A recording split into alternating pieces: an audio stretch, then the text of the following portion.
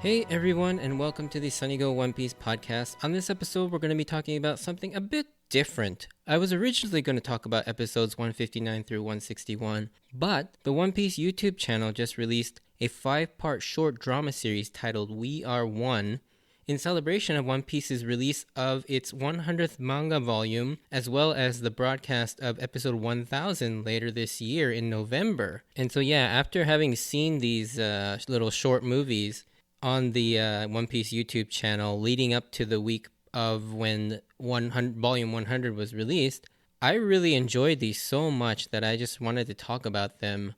So there will be spoilers here as they kind of cherry pick from different moments throughout the series to sort of theme each episode around. And so I'll be talking about some particularly spoilery things. So definitely it covers the whole gamut of what's released right now, from all the way from episode 1 to episode 990, I guess, where we are in Wano right now. So just a fair warning about that.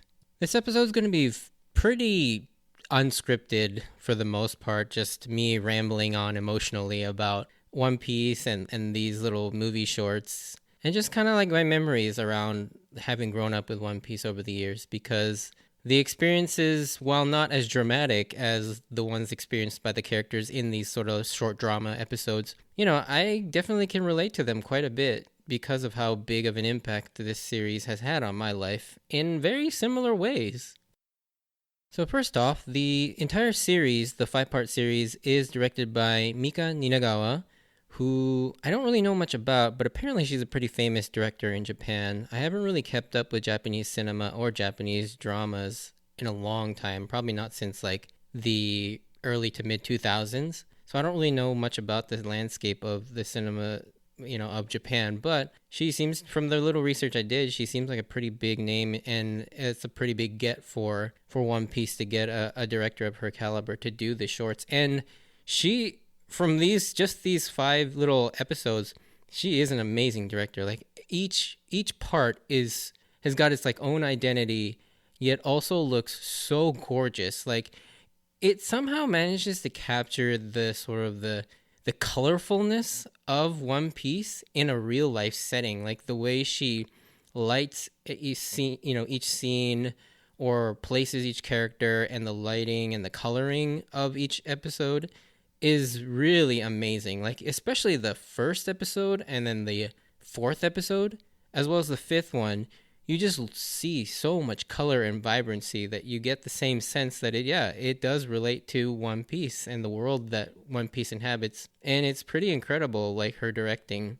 And not only that, just the way she's able to convey so much emotion in each episode. Like, I kid you not, all 5 episodes made me tear up. I mean, obviously I'm pretty biased to the subject matter, but I think, they really capture that sort of emotional part of One Piece, and how special it is to those of us who have followed it, or who just maybe have gotten into it recently. If you've gone through the entire story of One Piece up to now, or even just halfway, it's still an amazingly emotional journey, and she somehow managed to capture that in just sort of like these short 10 to 12 minute movies. But the We Are One shorts, they follow a story of 4 One Piece fans in the real world.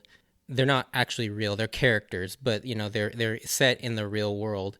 So they have both live action and animated elements. So interwoven throughout each episode is a theming around a specific moment or a specific character in One Piece. And so during that, the characters recall these specific moments, and those are actually shown in reanimated format. So they'll take moments from the original series and reanimate them to sort of fit within the episode. And these moments are animated so beautifully. Like, it's almost like, did Toei actually do these animations? Because they are done so well. You can tell that they put a lot of care, effort, and money into this, because of how well these short segments are animated. And it almost makes me wish, like, at some point when One Piece is over, they do sort of like a Dragon Ball Kai type of situation where they go back and not just with, well, Kai didn't actually reanimate the series, but they sort of condensed it down to a good pacing. But I hope they do like a full-on reboot, reanimate the whole series with good pacing and amazing animation, kind of in this style, like, because One Piece deserves better animation. Like, the whole series would look so amazing if it was animated like some of these smaller segments in these shorts. But that's a whole nother topic. But yeah, it's pretty cool how they weave together both the live action and the animated portions to sort of reflect the overall theme of each episode.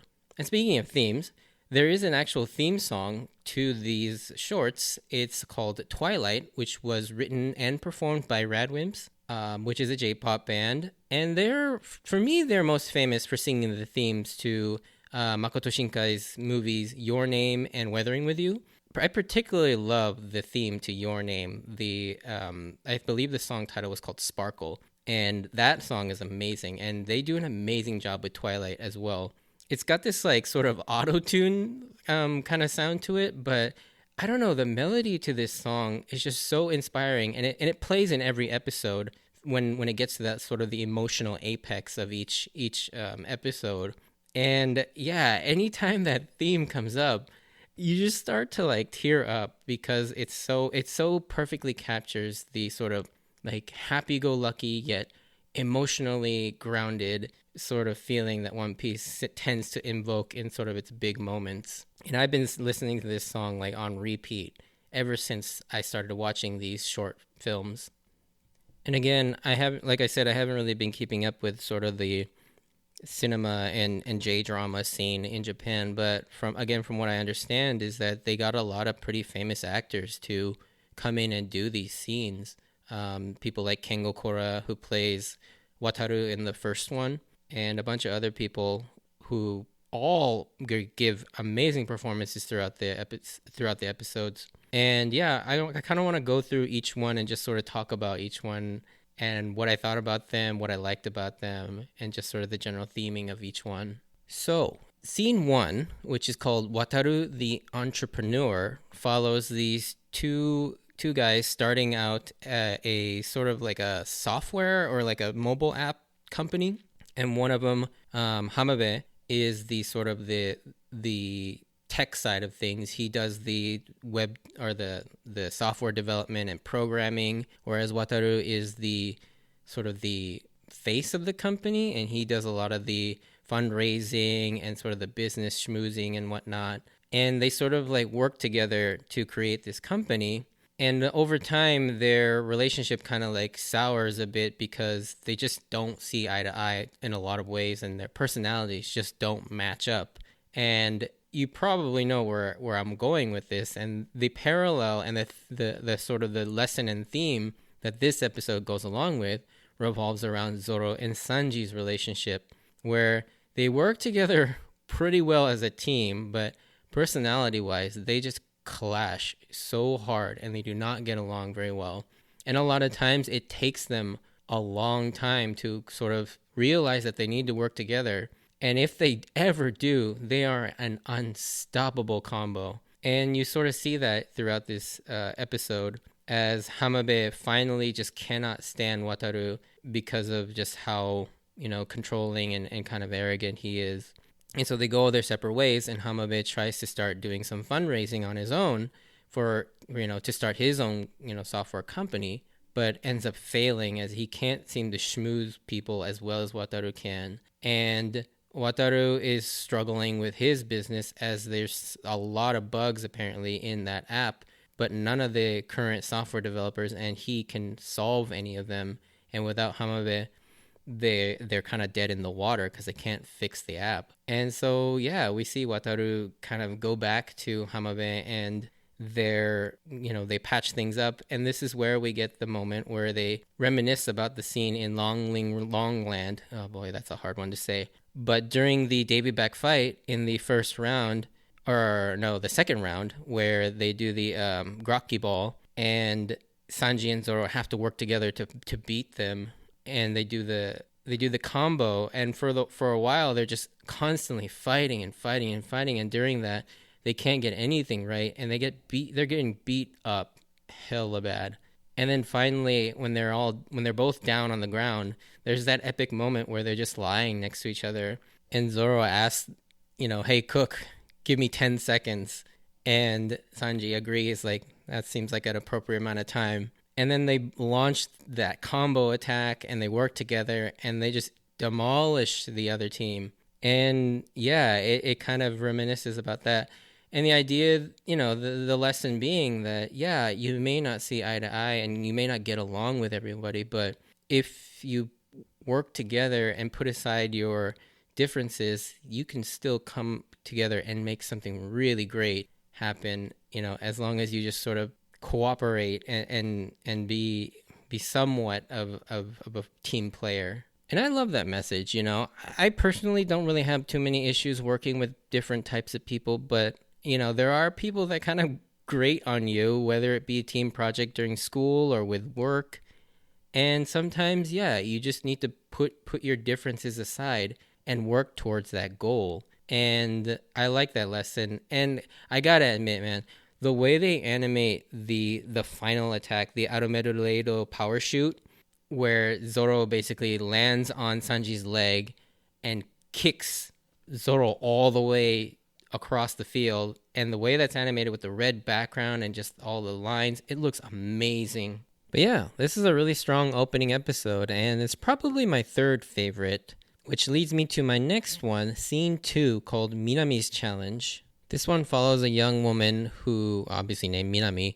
She is living with her fiance, and she works as a chef at what seems like a high-end restaurant, but she has dreams of opening up her own sort of sweet shop or bakery, whatnot. And her husband, or her fiance, I mean, kind of just is a very unsupportive and lazy guy who sits there reading One Piece all the time and doesn't really clean up around the house.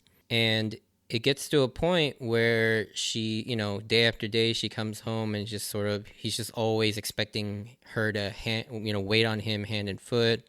And she eventually raises the idea of, starting her own business, her own sweet shop. And he just flat out dismisses it and doesn't even really give it 1 second of thought and just completely shuts her down, which is really sad to see. And I think it's like the next day or a couple days later, you see her cleaning the house, and she remembers how her fiance was reading One Piece, and he's like, "You really haven't lived until you read One Piece." So she just kind of like sits there and actually starts reading One Piece, and she gets to volume 9, which is where Nami and Bellemere, all obviously they have their sort of moment and their intense flashback, and she starts to think about all the strong women in One Piece, and then the animation kicks in, and this time it's not necessarily a specific scene, but it goes through the sort of the timeline of all the amazing female characters in One Piece, starting with Yamato, or no, it starts with Hiyori, and then it goes to Yamato, which is crazy because this is the first time we actually get to see Yamato animated and voiced, and so it'll only be like another week or so before she's actually introduced in the anime, which is right now today, or I guess last weekend. But yeah, that short is the first time we got to see Yamato, and then it sort of goes from I believe it's Perona, and then Boa Hancock, and then we get Olivia, and then Robin.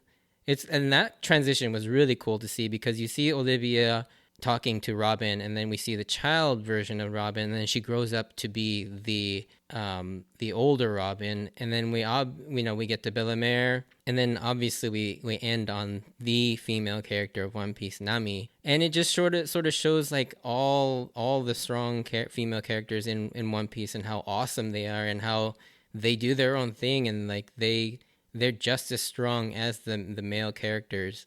And yeah, this is a really cool scene. And by reading One Piece, she sort of gets the inspiration that it's not just a guy's thing, and a guy's thing to be ambitious and to challenge life and to go pursue their dreams. Like girls can do it too. And yeah, she gets inspired by this and moves out. She leaves him a note, and I love at the very end as she's walking down the bridge, you see her bag, and she took all the One Piece volumes with her, and she wants to finish reading it. And yeah, that's really awesome. And this one's, and I'm not gonna lie, this one's my favorite one. And obviously, I can't really relate to being a girl or a female and what it's like living with those types of gender stereotypes and prejudices and whatnot. But the idea of wanting to dream big and then having One Piece be the thing that kind of spurs you on to believe that you can do anything is something that really applies to me. Like, when I saw that, I just thought to myself, yeah, this is pretty much exactly how One Piece affected me as well. As a kid, like, I didn't think I could do anything. Like, I was just a loser kid, or at least I thought I was, that was incapable of accomplishing anything or doing anything really. And through reading One Piece, like, that's when I started to really believe that, yeah, I mean, who cares if I can't do it? Like, an impossible dream and going after it, that's what it's all about. And I really do relate to that sort of feeling of having a dream, no matter how ridiculous it seems and how impossible it seems to you, that you just sort of go out and do it. And One Piece gave that to me, and I like how we see that with Minami here. And she goes forth, leaves her deadbeat fiance, and works for her sweet shop. And it's awesome to see. And we get a little bit of a closure to this at the last episode too, which we'll get to. But yeah, this was my favorite one, and seeing that story play out. All right, so scene 3 is called Mr. Kaito, and this follows a young boy who is transferred to a new school, and he is from Kansai, which is like the Kyoto, Osaka area, basically the western side of Japan. And so a lot of people from that part of the region, they speak a specific dialect called Kansai, which sounds a bit different from your traditional Eastern Japanese. And he gets kind of like, I don't want to say made fun of, but sort of, it's so different that a lot of other students like point it out and kind of want him to speak in the Kansai dialect. And one thing that's kind of cool about this episode is the teacher at the very beginning is Tanaka Mayumi, which is the voice of Luffy. So she makes a cameo here in the 3rd episode. And you even hear her in the background when all the kids start berating Nishimura with all those questions. It's like she yells out, "Nakama daro ga," or something like that, or "Minna nakama daro." And so, obviously that's one of Luffy's like major catchphrases, and so you can kind of catch Luffy in the background kind of through Tanaka Mayumi. So that's really cool. And throughout the early goings of class, he's sort of kind of isolated and looks really lonely. And then Mr. Kaito, he comes over and starts to sort of hang out with Nishimura. And yeah, it's the start of a pretty cool sort of relationship between the two of them, kind of like a big brother sort of mentor type of relationship. And he kind of like wants to get to know him, and he's practicing Kansai Ben.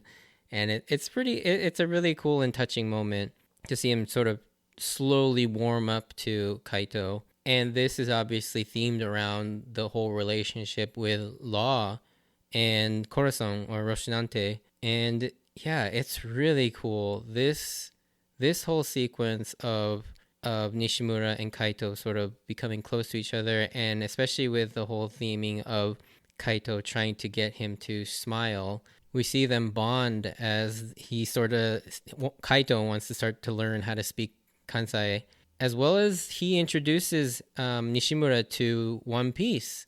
And he gives him, the first volume, and over time, Nishimura's reading all the way up to the Dressrosa arc. But right as he gets to that point, Kaito lets him know that, starting next spring, that he's leaving the school and he'll be teaching at a school in the Kansai area. And of course, being one of his only friends there, Nishimura gets angry at him and feels a little betrayed.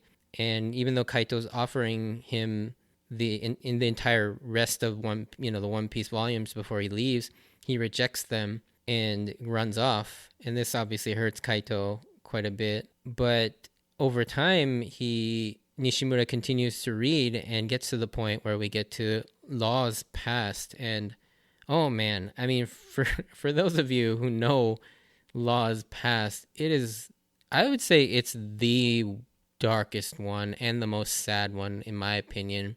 It's up there with like Nami, Chopper, and Doflamingo's pasts.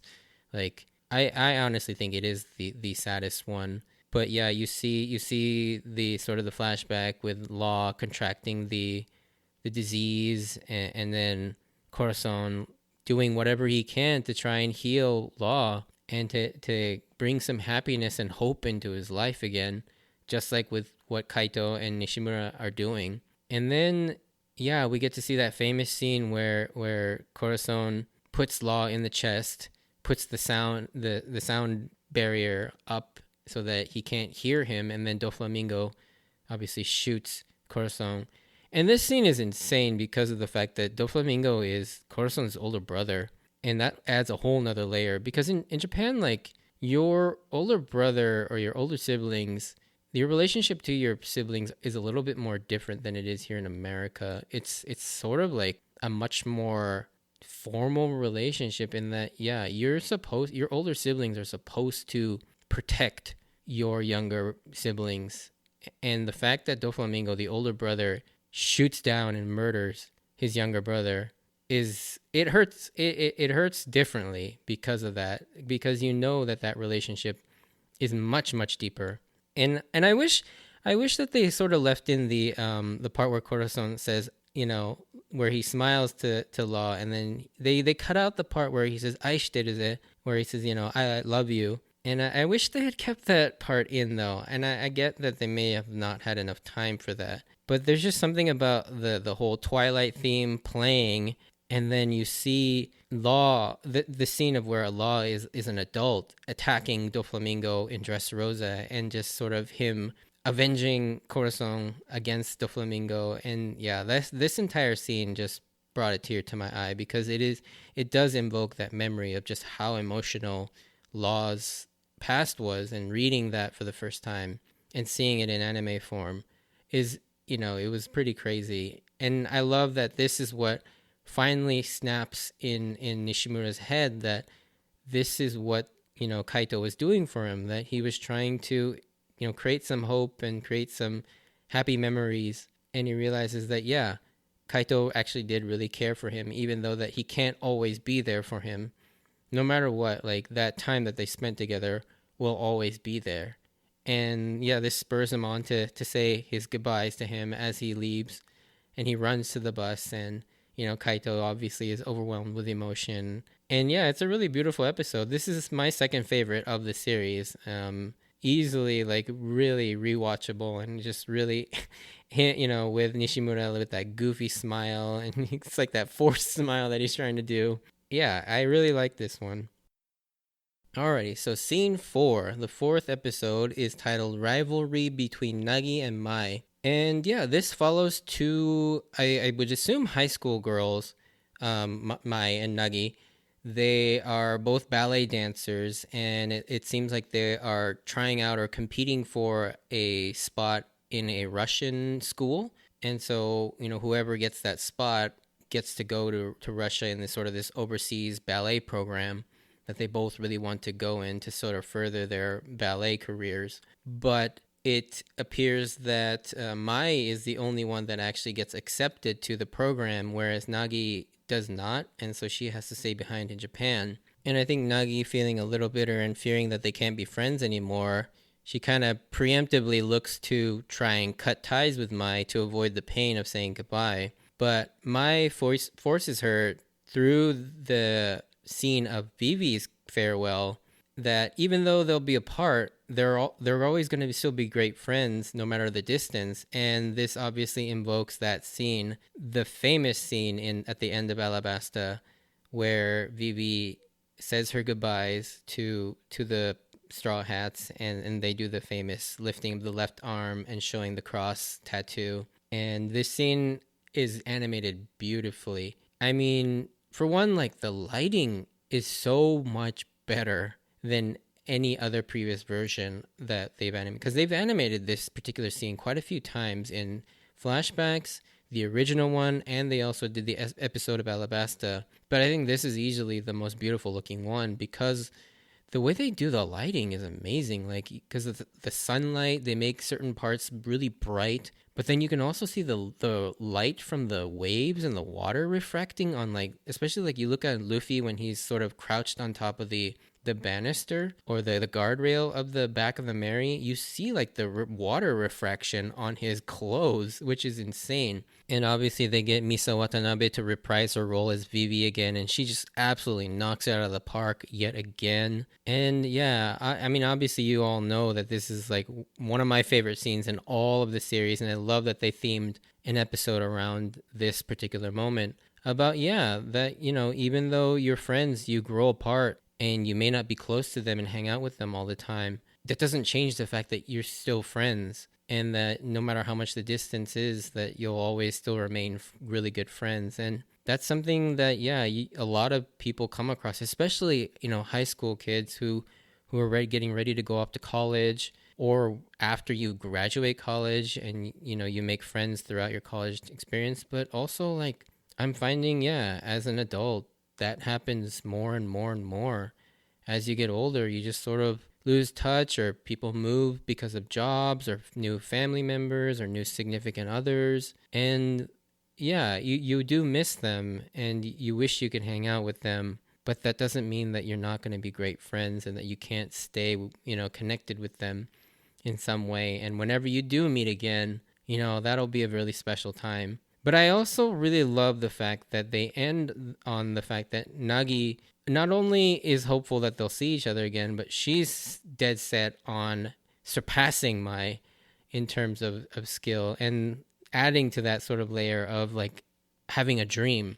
And which is kind of like a theme that runs through all of these. And of course it runs through these because that's basically the main theme of One Piece, is having these impossible dreams and working towards those.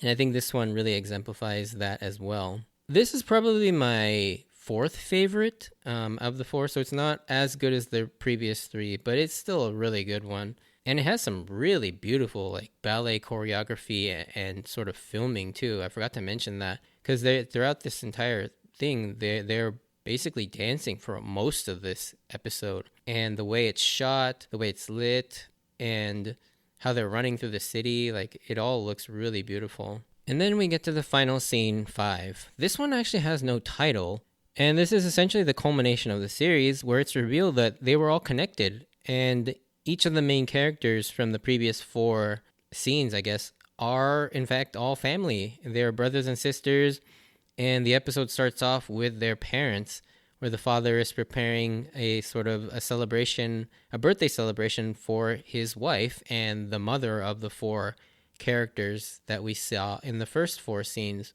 And she is in a straw hat, and she's essentially like Luffy, sort of this eccentric and carefree and very upbeat and positive lady. And we don't get to see her quite yet, as she's asleep, but we slowly find out that each of the members of the first 4 scenes were all family members, and one by one. And yeah, it's really cool to see that they were all connected, and they all went out and bought volume 100. And so by the time they all meet, they realize that they have 4 copies of One Piece volume 100. And obviously this episode kind of invokes the theme or lessons of family, and this idea that the crew is family, and this family is basically like the crew. And I love how throughout the episode it highlights each member's moment where they joined the crew, and they sort of adjust it a little bit, you know, especially like Sanji's introduction. Like, he doesn't say his famous like "Tsukiao janeka kaizoku e no michi to yara ni," or "I'll join you on this road to the Pirate King."